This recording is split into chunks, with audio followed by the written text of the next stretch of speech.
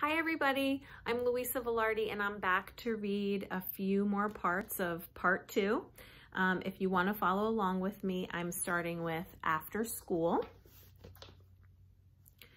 I hear we're driving you home today.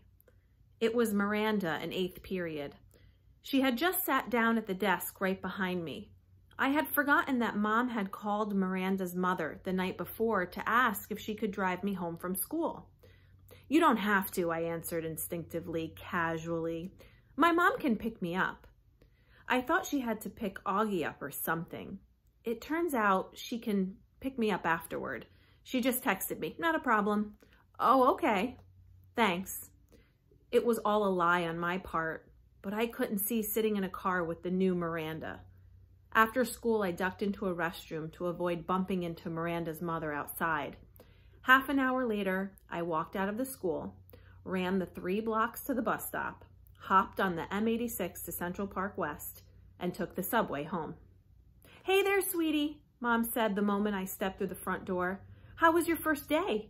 I was starting to wonder where you guys were. We stopped for pizza. Incredible how easily a lie can slip through your lips.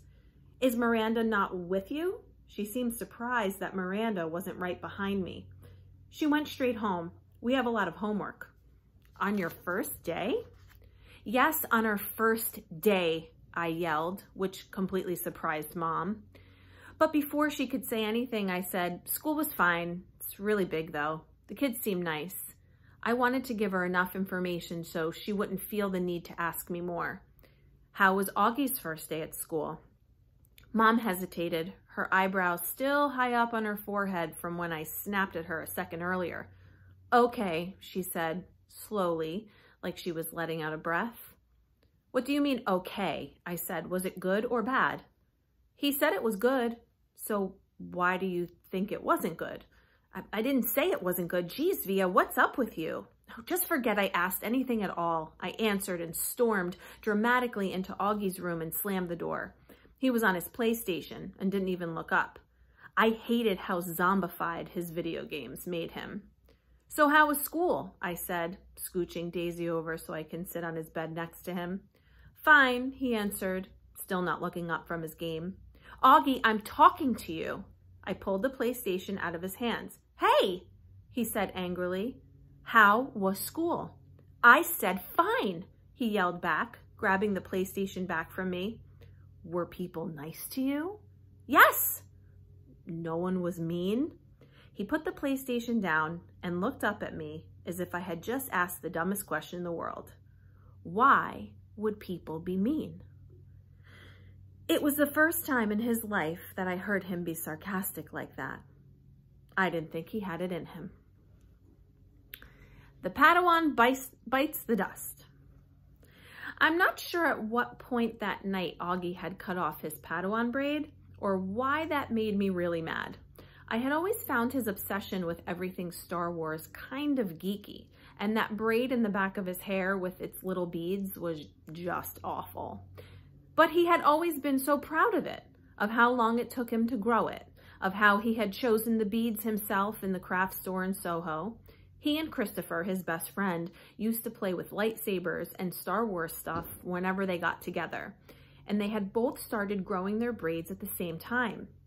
When August cut his braid off that night, without an explanation, without telling me beforehand, which was surprising, or even calling Christopher, I was just so upset, I can't even explain why. I've seen Augie brushing his hair in the bathroom mirror. He meticulously tries to get every hair in place. He tilts his head to look at himself from different angles, like there's some magic perspective inside the mirror that could change the dimensions of his face. Mom knocked on my door after dinner. She looked drained, and I realized that between me and Augie, today had been a tough day for her too.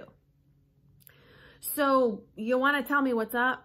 She asked nicely, softly. Not now, okay? I answered. I was reading. I was tired. Maybe later I'd be up to telling her about Miranda, but not now. I'll check in before you go to bed, she said, and then she came over and kissed me on the top of my head. Can Daisy sleep with me tonight? Sure, I'll bring her in later. Don't forget to come back, I said as she left.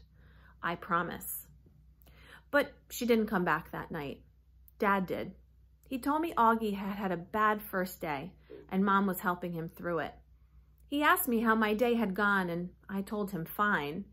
He said he didn't believe me for a second and I told him Miranda and Ella were acting like jerks. I didn't mention how I took the subway home by myself though. He said nothing tests friendships like high school and then proceeded to poke fun at the fact that I was reading War and Peace. Not real fun, of course, since I heard him brag to people that he had a 15-year-old who's reading Tolstoy.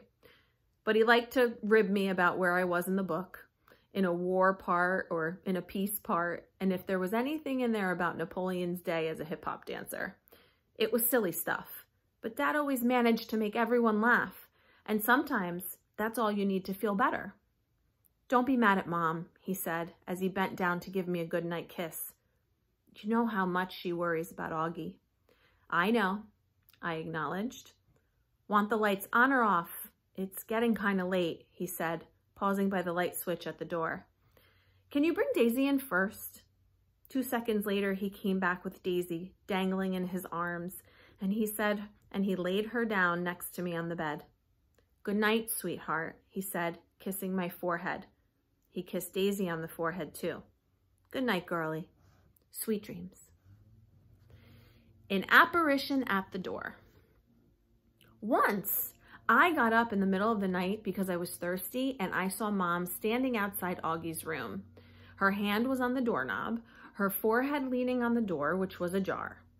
She wasn't going in his room or stepping out, just standing right outside the door, as if she was listening to the sound of his breathing as he slept.